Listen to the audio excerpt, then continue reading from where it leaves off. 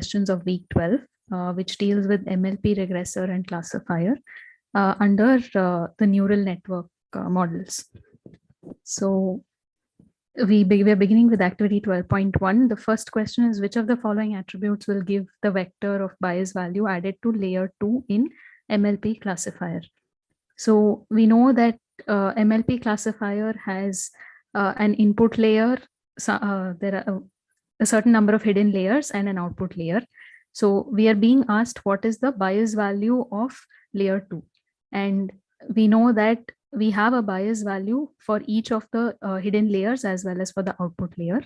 So if we are talking about, so first of all, when we train an MLP classifier and we use the attribute intercept underscore, we get a list of all the biases for the hidden layers as well as the output layer. So if we want to get the bias for layer 2, then we need to refer to the second term in this intercept underscore, which is for which we access the term at index 1. So the correct option would be option B. Since the input layer would not have any bias, it is the first layer will be, the bias for the first layer is given by the 0th element in this intercept list. And for the second layer, it is given by the first element in this list. What is the keyword attribute to set the number of hidden layers in MLP classifier? So this is again pretty straightforward. This is hidden layer sizes is what it is as per the sklearn documentation. Okay, so this is hidden layer sizes. Yeah. So next one is, which of the following solver works much better than others in case of large data sets? So typically in case of large data sets, we've seen that stochastic gradient descent is something that works quite well.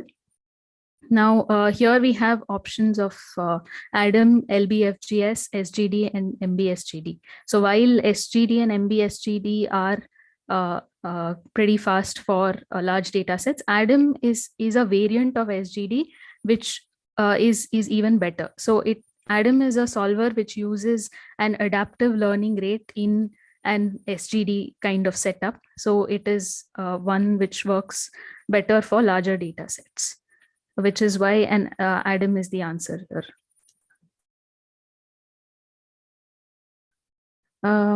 Yeah.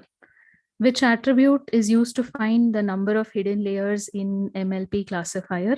So generally, again, whenever we are trying to find an attribute in an sklearn in an sklearn model, it is usually followed by an underscore, right? So we know that it should either be count underscore layers underscore or n underscore layers underscore. And generally, when we are trying to get the count of something like number of features or number of classes, then it is typically n underscore whatever it is that we're trying to find. So since it's hidden layers here, we get n underscore layers underscore as the answer. Yeah. The next one is, what is the default activation function for MLP classifier? So for MLP classifier, so here we are talking about activation function, which is what the model would use for its hidden layers. And the default activation function for MLP classifier would be ReLU.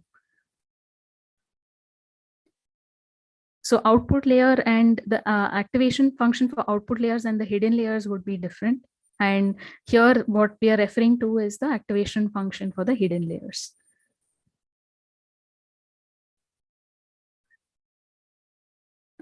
Yeah. The next is, we have to go through the code and mention, we have to answer as to what would be the output of the following code. So we are first importing all the necessary modules, and we are making a classification data set which has 10 samples, and we are splitting it into train and test sets.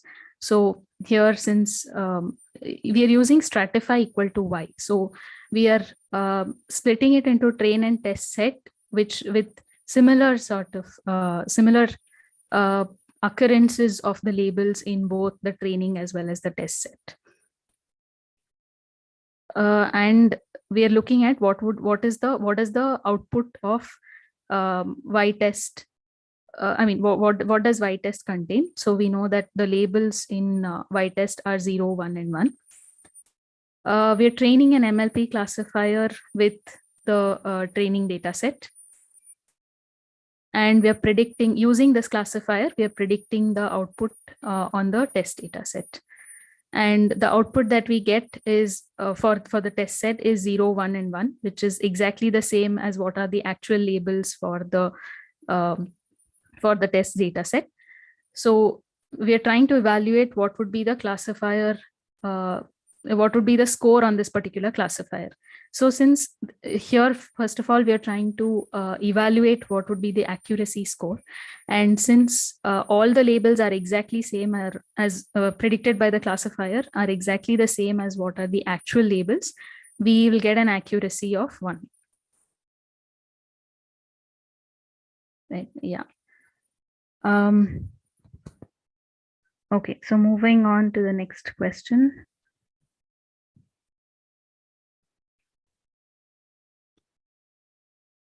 So yeah, what will be the output of the following code? Again, here we are using an MLP regressor. We are preparing a data set using mimic regression, a data set containing 200 samples.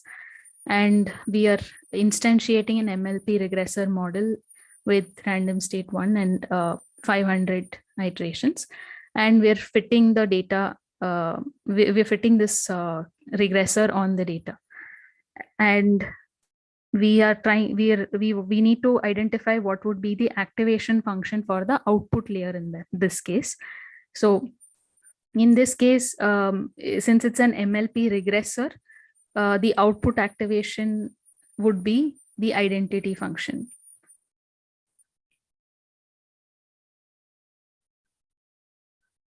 So this is again the default output activation function that we have for MLP regressor. So the next question is, what would be the output of the following code? CLF.out activation underscore. So we need to look at what CLF is. So if we go back to, I'm guessing this is for question 6, from where we're getting the CLF. Yeah, so we have a CLF here in question 6, which is the MLP classifier. And so if we need to find out, if we have to answer what is the activation function for the output layer, since this is an MLP classifier, it uses the logistic function as the output activation. So for the MLP classifier, it uses the softmax function for calculating the final output, which is the logistic function.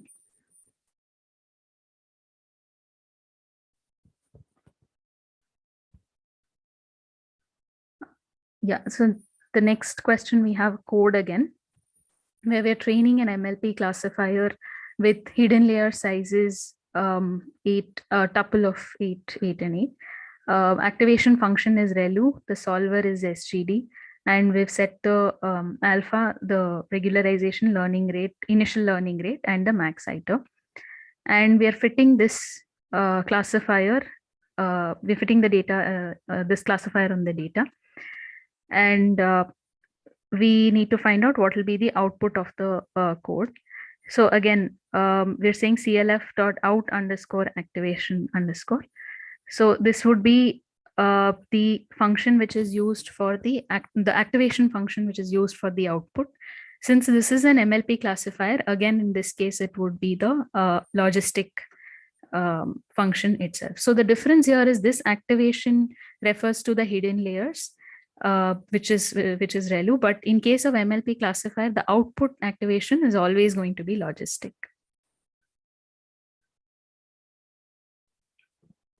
What will be the output of the following code? So CLF.n underscore layers underscore. So as we've seen earlier, if we want to get the total number of layers in this particular neural, in this particular MLP classifier, since this is CLF is the classifier model.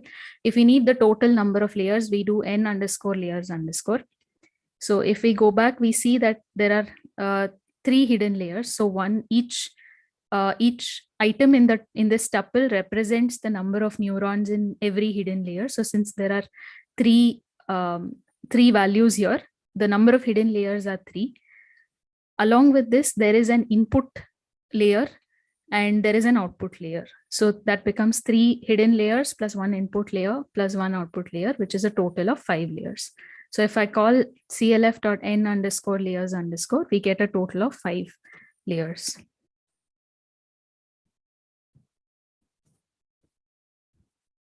Next is activity 12.2. Which of the following module of sklearn contains an API MLP classifier? This is again pretty straightforward. It's the neural network. So since they come under the neural network category, the multi-layer, it's a multi-layer perceptron, so it falls under the neural network category.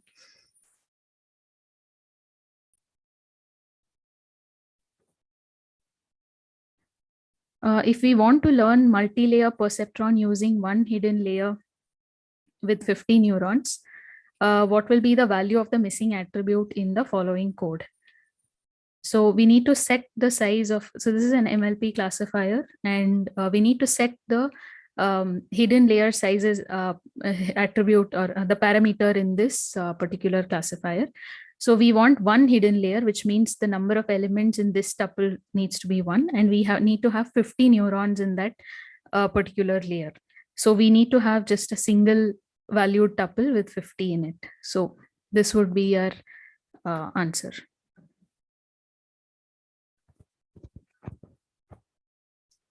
These are incorrect because each of these represents a layer. This will instantiate 2 layers, this will instantiate 2 layers, and this is not the right answer, the right way to instantiate it. Okay.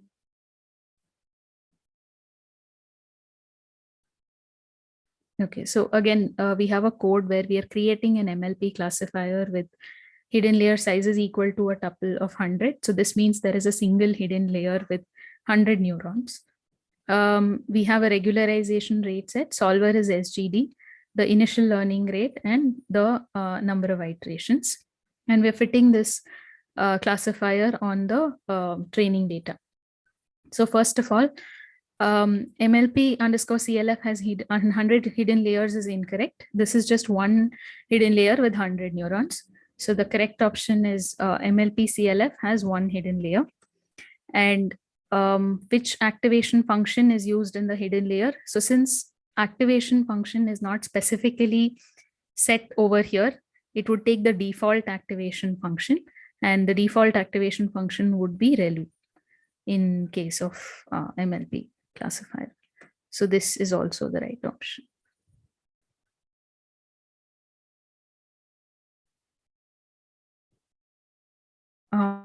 Let dataset X have 784 features and be trained using the following code. So we instantiate an MLP classifier. This is the same which we saw in the previous question. We're asked what would be the output of the following code. So MLP underscore CLF, which is the classifier dot coefs. So coefs gives us an array of weight vector matrices. So each item in this array would be a matrix which corresponds to the set of weights from the input layer to the output layer. So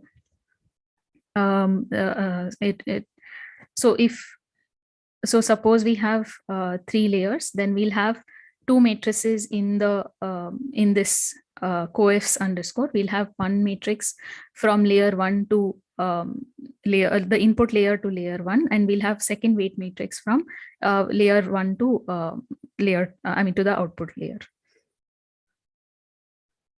So here first we're taking this W of 0 as the W over here, which means that we are taking the weight matrix from the input layer to the first hidden layer. So the input layer, so we know that the data set has 784 features, which means that the input layer will have 784 neurons, and the first layer will have 100 neurons because we're setting that to 100 over here.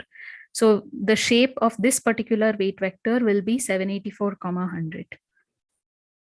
So each of these vectors will represent, each of these items in this matrix will represent the weight from every neuron in this particular input layer to every neuron in the output layer.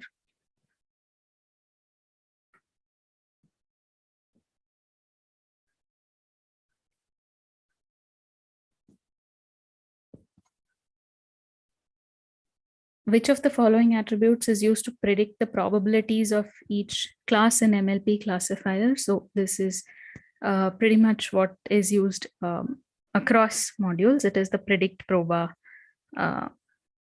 attribute.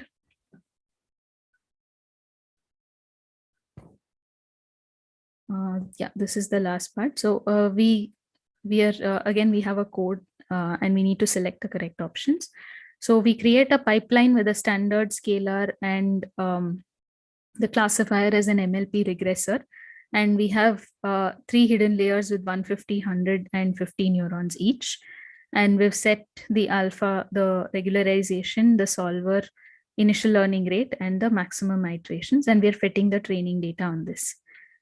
So scale data have values in between 0 and 1. This is not necessarily true in case of standard scalar. The regressor has 3 hidden layers. That's true because each of these values represents a hidden layer. The regression has 150 hidden layers. That's incorrect. And regressor applies stochastic gradient descent to update the weights. This is again correct because we have set the solver to SGD.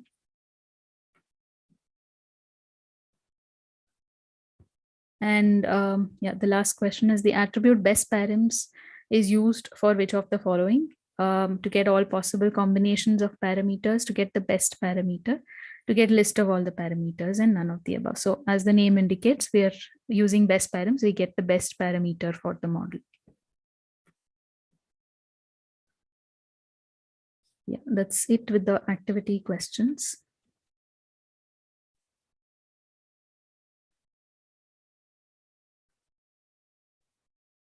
Yeah, any questions with respect to that?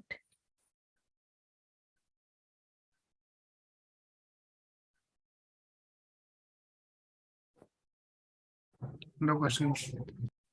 Okay, so I guess we can move on to the practice assignment.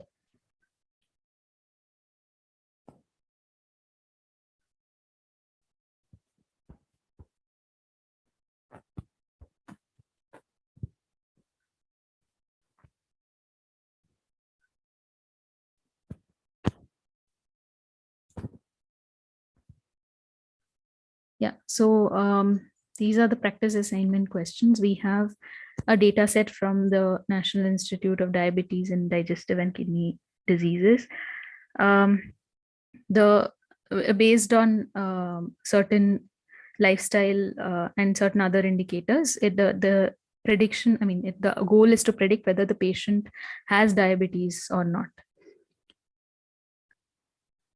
Yeah, so the first set of these things, we have to load the diabetes data set and separate the features and labels, which is, yeah, I think.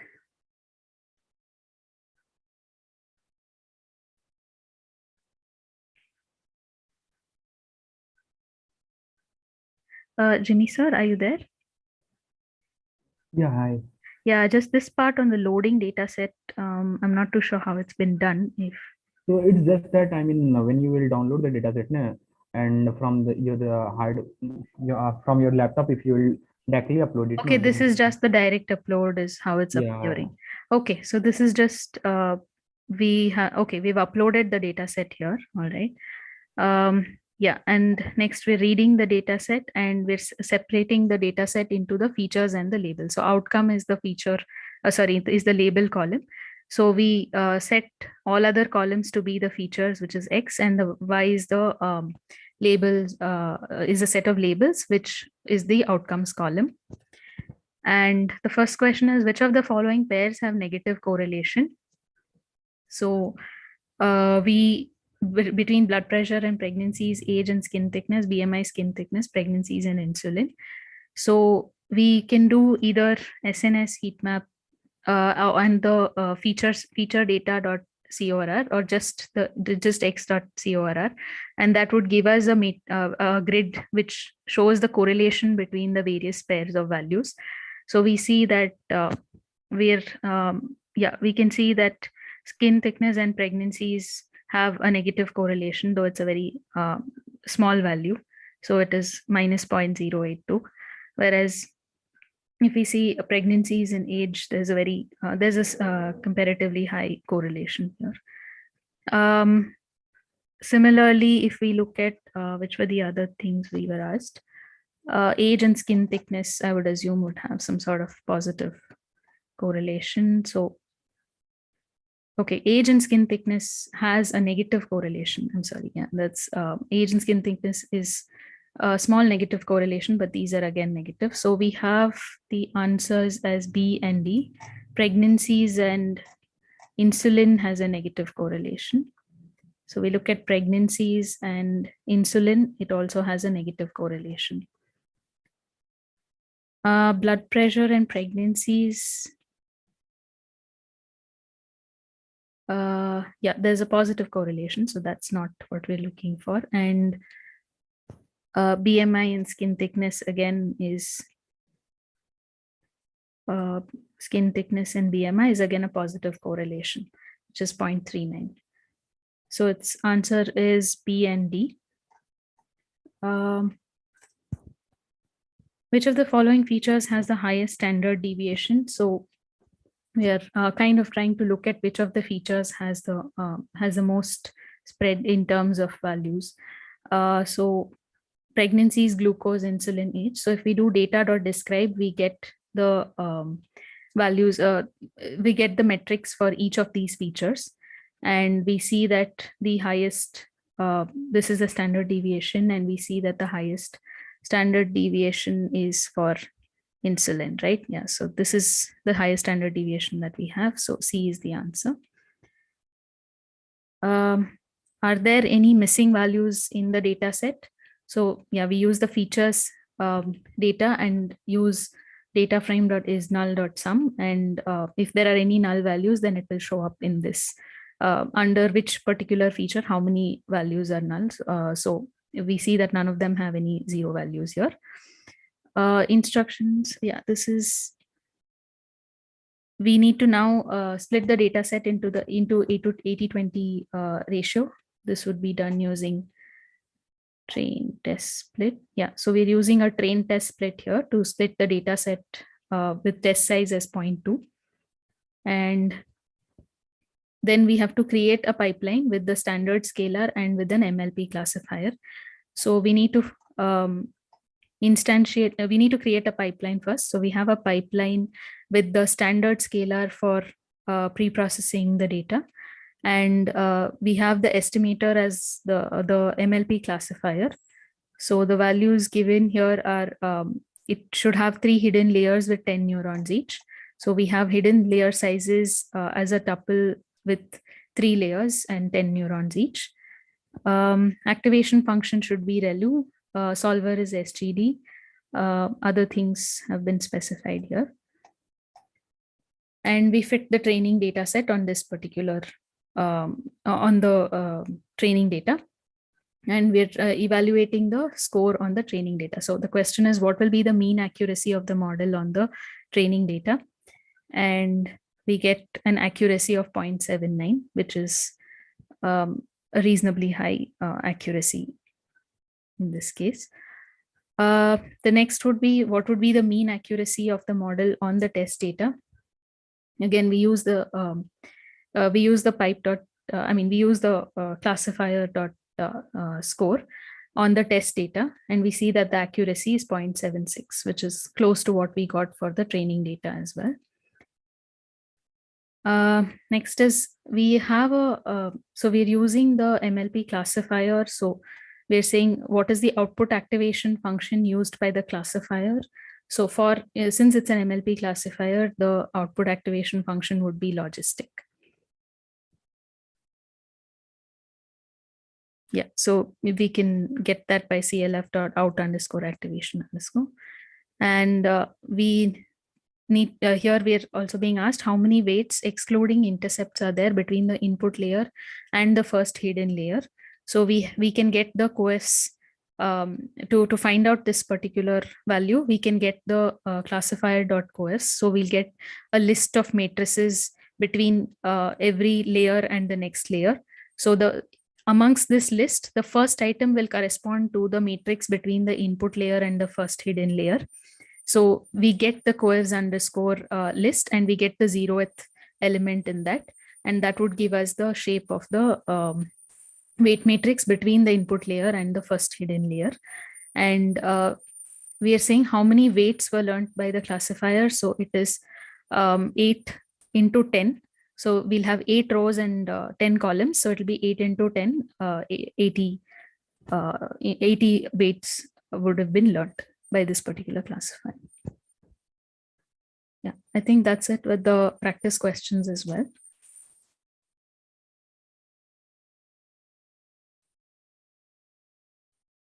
Yeah, thanks, Shreya. Anyone wants to ask anything particular? Please ask. I think these are straightforward, right? Yeah.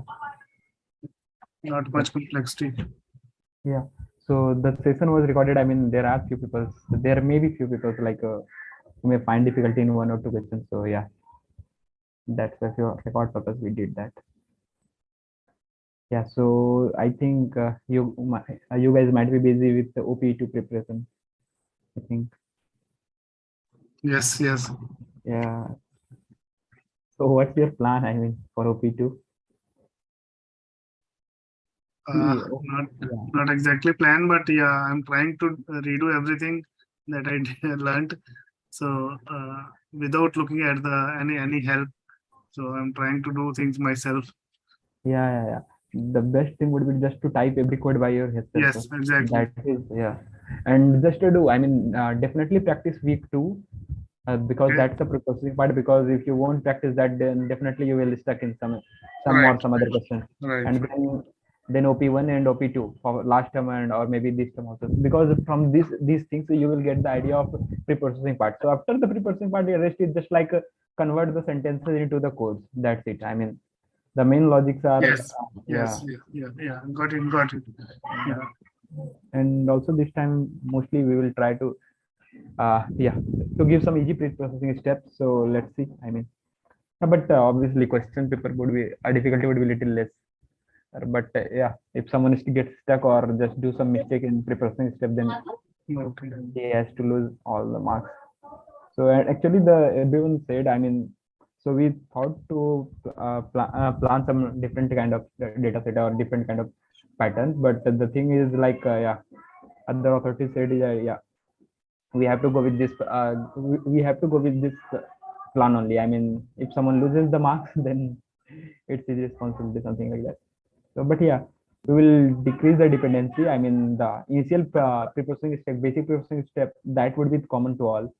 And after that, yeah, each week will be independent. I mean, let's say week 5, week 6, week 7, week 8, these things will be independent. So, yeah. The syllabus will be till week 11. Yeah, so week 11. So maybe there can be question on week 11, or there may not be also question on week 11. So it may happen, but yeah, syllabus officially it is up to week 11. Okay. So it means that the question would be on classification problem. The question would be on classification, and yeah, so some preparation steps, and then yeah, just try. I mean, yeah, just see the model when you use the LGD classifier or yeah, SVC or yeah, decision tree classifier, something like that. So in MLT OP, there is a requirement of 40% mark, right? In MLP, it is not there. So it is there, but I think the thing is like we tried to convey it to the authorities, but they said that yeah, these things can't be changed by ourselves or any single person. So to change these rules, so these rules have to go through the class committee and all other things. No, in MLP, I don't see there is any requirement for 40. So is it mentioned in the? I mean, requirements were mentioned in this, I mean, the rules or not? No, no, it is not mentioned. Only MLT it is mentioned. So why everyone was there? I mean, on the group was discussed with many people were saying that we have to. I don't know. Maybe people are mixing up. Can I share my screen? Yeah, yeah. Are you allowed? I mean, It's disabled. Maybe you can open the ML guidelines document, the grading guidelines document. Can you share the link directly? I mean, can you say? Sure. I mean, if it is not mentioned, then yeah, no need to worry about that. So I also thought that there would be some rules. So I asked this. So they said that yeah. I asked Bharti and also they said that yeah. Let's see. I mean, the idea behind these rules are that people have to. I mean, most of the people should be allowed to sit in the exam. Okay, that's what. And it's a general the thing which they have assumed that most of the people will get more than 40% marks. Okay, so that's why. I mean, see, they also won't do like that. I mean, most of the people are below 40, then they will not allow everyone to sit in the exam. So yeah, this is the one. You can go to machine learning practice. Yeah.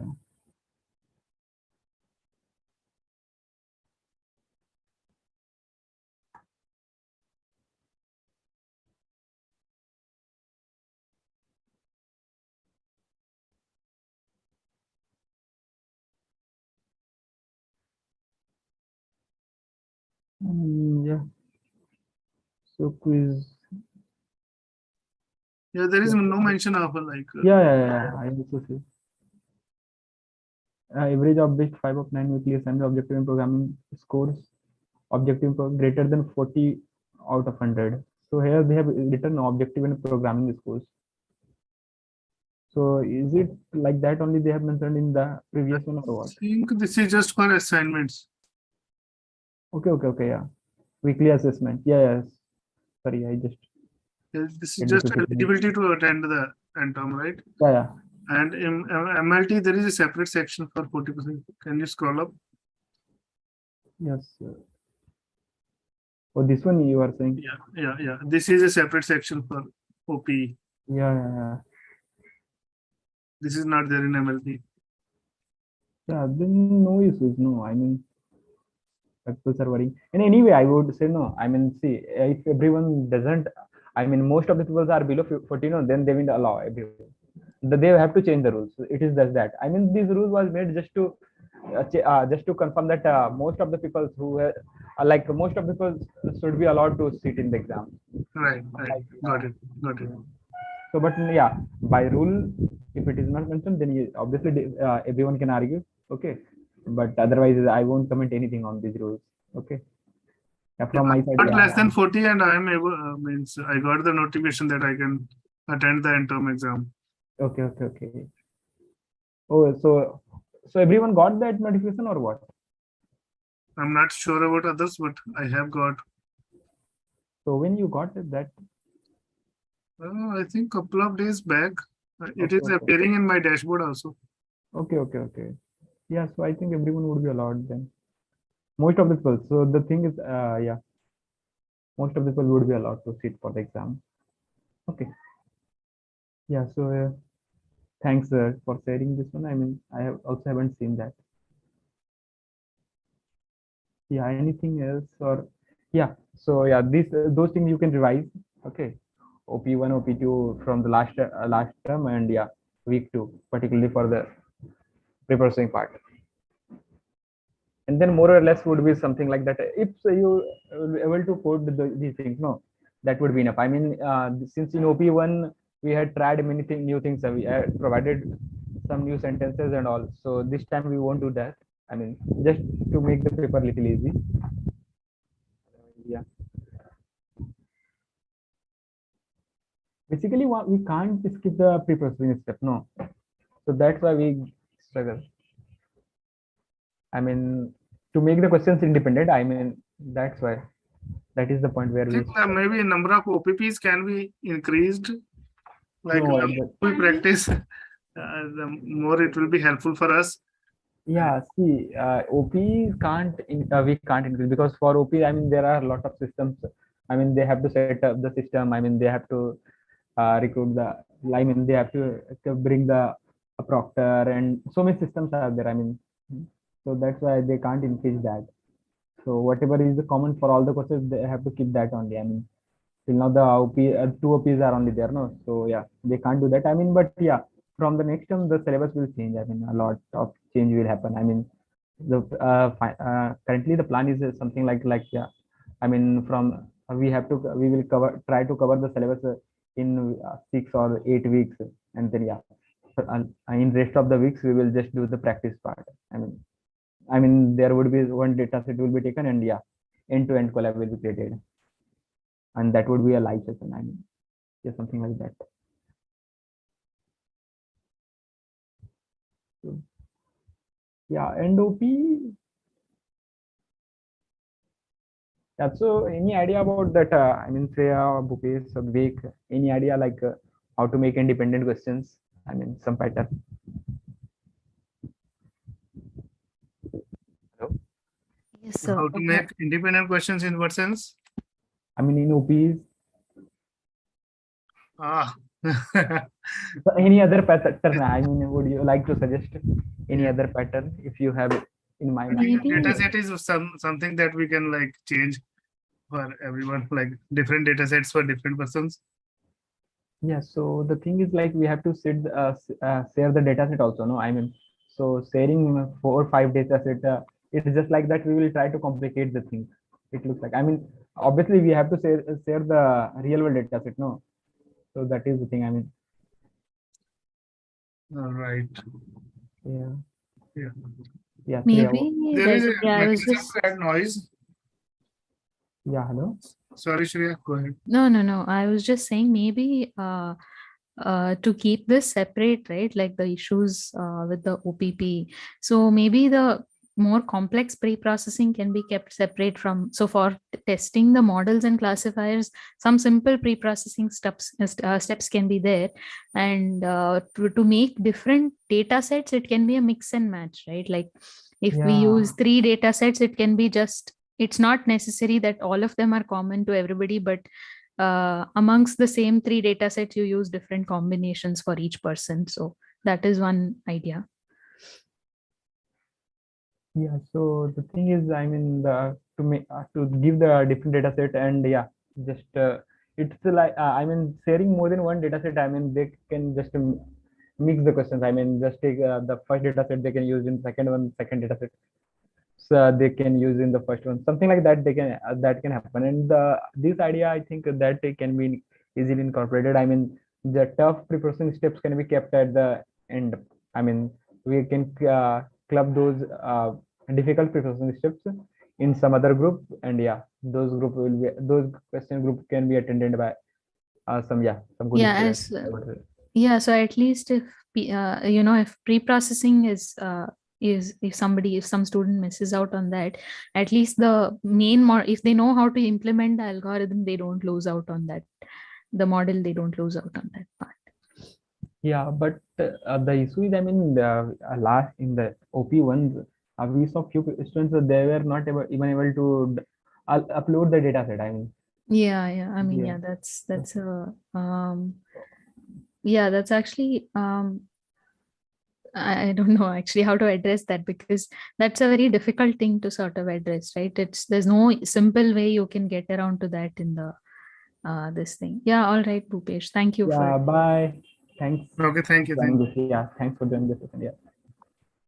yeah. Otherwise, So we are on. that's I mean sort of a difficult thing. Maybe maybe a good idea would be to have a set of prerequisites for the OPP, right? And set of instructions. Like I know there was a session for our batch, at least. I don't know if in the current batch also it was there. Like there was a OPP preparation session. So if a set of guidelines, I don't know. Also we were also sent emails regarding the steps to be followed, right? I'm assuming that's what is sent. So maybe you can include in that knowledge of how to upload the data is a prerequisite for the OPP itself. That might Okay, solve that problem. Yeah, so whoever has done that mistake, obviously he won't repeat that mistake. So I mean, Yeah. this is just an example. I mean, Yeah. uh, Yeah. Yeah. last time there were, I mean, the questions, most of people got stuck on the one hot encoder questions. Okay. So yeah, what should we do? I mean, these pre-processing steps, anyway, Maybe yeah, another suggestion would be for the lesser known. I don't know what was the weightage of that question. I know what was the issue. So maybe for the lesser known or unfamiliar kind of handling, right? yeah, Maybe the weightage can be less. I don't know how much it was in that particular question. Yeah. So if the weightage is less, then it's kind of like, okay, whoever knows it gets that extra mark, but whoever doesn't lose out too many marks, right? So that could be one thing that can be done. yeah, something like that. We have to see. I mean, this, yeah, this one we can do. I mean, we can skip some extra pre-processing steps. I mean, yeah, some difficult pre-processing steps in different question group. Yeah, yeah, correct. Yeah, That would help. Yeah. yeah. Thanks for such suggestion. Hi, Vivek. Would you like to say anything, or just normal hi bye, something like that? Yeah, it's okay. I mean, yeah. Thanks for the session. Yeah, yeah. Bye all. Yeah, thank you, sir. Bye. Yeah.